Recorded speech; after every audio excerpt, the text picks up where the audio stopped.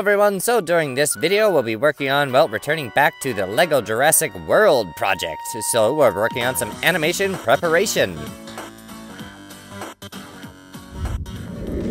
Hello everyone, hope you're all doing well, and thank you for tuning into Moose Motion. Be sure to like the video if you enjoyed the content, comment below what you think, share with your friends, and perhaps consider subscribing if you're new, and be sure you have your post notifications turned on so you don't miss any of the new content. Anyway, thank you for your support, it's highly appreciated.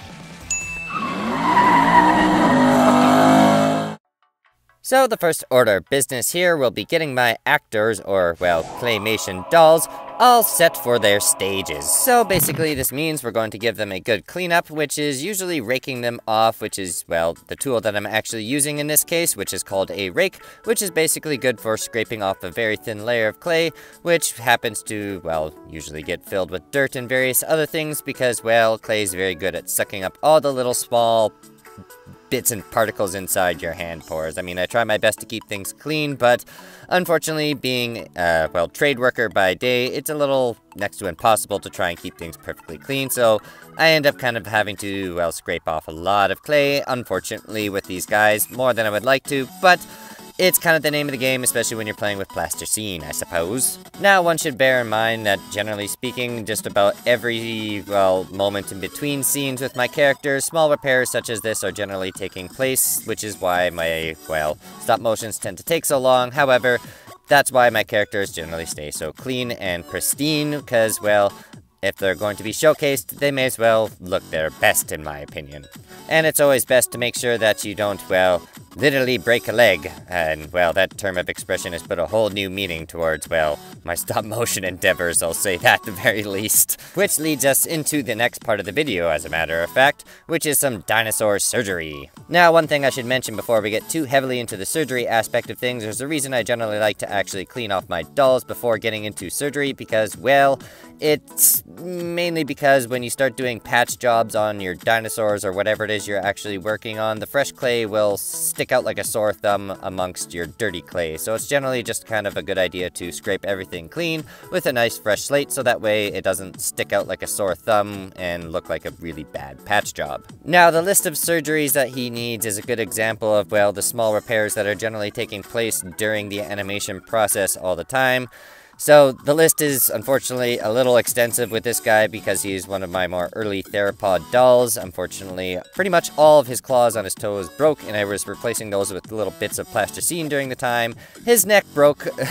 which was kind of a pain in the butt, to say the very least, as well as his wrists actually snapped. Now, I've come a long way since this little guy was made, so the reason I decided, well, if I'm going to do all this preparation work, we may as well cut into this guy and fix all the problems, just to save future me some, well, grief during the animation process, where I'm not basically hating working with this dinosaur and regretting it. And, well, it may take some more time in the long run for preparation, but should save more time during the animation process. So the biggest thing is, well, his hands, obviously. That's come a long way since we've made these ones. Unfortunately, I was, well, at the point where I figured, you know, everything needs a skeleton.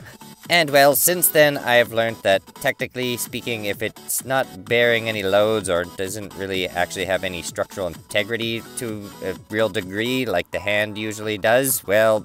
there's no point in actually having a skeleton, because I find usually when you're trying to move these tiny little hands around with a skeleton in it, it just ends up smushing it, and then I end up spending probably a good 20-30 minutes resculpting the hand in between each frame. So it's just a hell of a lot easier to move, well, fingers that don't have any frames, and there's just generally a lot less, well, resculpting in between, which is the biggest time killer when it comes to claymation. One thing I should also mention is that it's probably best, well, for small hands to have no frame. However, given that the Therizinosaurus in the background there has massive claws, I don't think that same design would work very well for his fingers, given the fact that those claws probably weigh a decent amount and would probably have some drooping problems during animation, which is something you generally want to avoid, and I've had some problems in, well, the early past with some of my moose animations where he technically doesn't have a full frame for his neck, and slowly over time, in between breaks, his neck would fall down, and then you kind of have to hit the reset button, and that's generally never that much fun. However, tiny hands don't really have that same kind of problem. Now it is time to add some fresh clay. Now, generally speaking, over time, a lot of the time with these dolls, the, well, heat from your hands tends to warm things up, and sometimes your colors will get mixed and matched into each other a little bit more than I would like, so we're gonna give these actors one good fresh touch-up before they hit the stage. And one note I should probably make about color mixing and matching, especially when it comes to, say, custom colors, which is something you generally want to extremely avoid unless you're gonna do, well, a big stock up on that color. Because, well, from my homework studying Aardman animation in particular, and if you guys are watching, please hire me. At any rate, they avoid that like the plague, because it's next to impossible to basically try to actually produce a second color, and which is something I really wish I knew early on during my, well, claymation escapades, because I've made that mistake in the past, and at this particular time, I almost don't use any custom colors for that very fact, so it's easier to actually repair the dolls. Now, while we're repairing this Allosaurus, there was one other major problem I was having some major headaches over, which was these head spikes, so I decided to give them an extra little bit of a pokey dealy, and then glue them onto the actual osteoderm. I'm not sure what they exactly are. This is based off the broken jaw Allosaurus from the Dinosaur Revolution, and he had those spikes on his head, and not gonna lie, I immediately looked at those and was like, this is not gonna be fun, so hopefully these little added spikes help.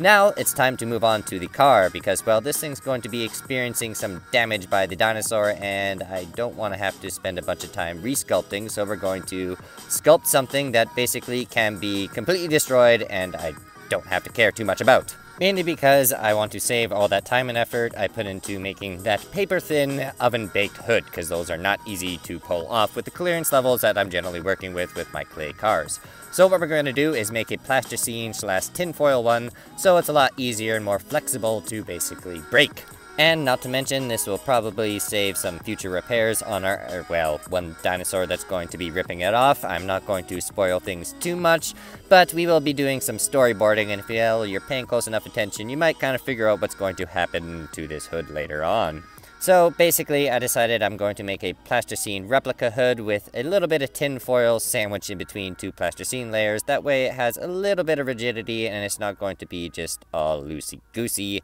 and flopping all over the place, which is generally something you don't really want on a hood unless it's a muscle car, and in that case I generally do like to have it shake around quite a bit, like my Polara, but this is a JDM car, so not nearly the same kind of physics applied to, say, a V or a straight 6 versus a big V8. And yes, believe it or not, for some of my newer subscribers, I am also a bit of a car nerd, and that's where this channel actually started. It was building stop-motion cars, not dinosaurs. But since then, the algorithm has kind of led me down this rabbit hole, and I think I'm kind of stuck in the California tar pits at this point. Now that's a very niche paleontology joke, if I don't say so myself. Now it's time to move on to doing the rest of the storyboarding, which is basically a little cheat sheet for what you want to take place in your animation process, or a comic book. I've done this process before filming, and, well, I'll say this at the very least, these are rough sketches. Don't base my drawing abilities off these, please, because it's, generally speaking, not supposed to really be a very good drawing. It's just kind of supposed to get your ideas down on paper. And given that the algorithm is not really very, well,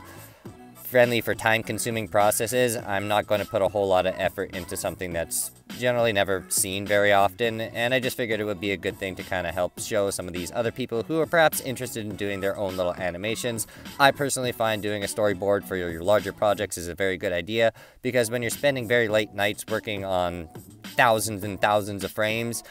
you have a tendency to get really tired and perhaps forget what you're doing, and sometimes it's nice to just kind of go back to the little cheat sheet or storyboard and remember where you were. Not to mention, you're not trying to picture out what you want to take place during the scene the entire time, because if you're trying to imagine things while animating it, it generally makes it a little choppier, I find, and it just makes it a lot smoother of a process when you know exactly what you want to be taking place in that scene. Now, if you would like to see perhaps more intuitive drawing tutorials, there is definitely a few of those on my channel that generally speaking don't do as well. I think it's kind of a forgotten talent that a lot of people generally don't seem to think or associate with this channel to a degree, because a lot of it is sculpting, it's not usually drawing, but occasionally I have a itch that only a pencil will actually reach. So Be sure to check out the channel if you're new, and there's plenty of, well, deep dives on the dinosaurs that I've also been working on during this, well, animation preparation video, and we go a little bit more heavy into, well, the scientific facts. So, well, if you were interested in those dinosaurs and want to see more on them, be sure to surf around the channel a bit and subscribe if you're new, and for those of you who are productively lazy, I have provided some links in the channels to some of the supercuts for the dinosaurs and various other projects. And hopefully you can get a little bit of added inspiration, or just be kind of, well, amazed about how this, well, small stop-motion animation world all works. Now, one thing I should mention before I leave you to just the beauty shots here,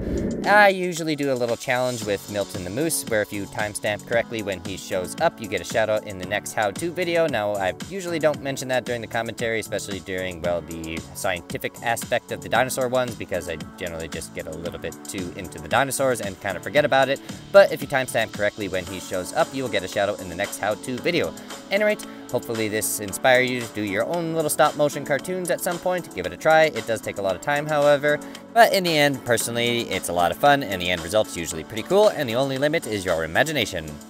Anyway, if you made it this far in the video, be sure to leave a like if you enjoyed the content, comment below what you think, share with your friends, and perhaps consider subscribing if you need. Anyway, that's enough from me. Till next time, take it easy.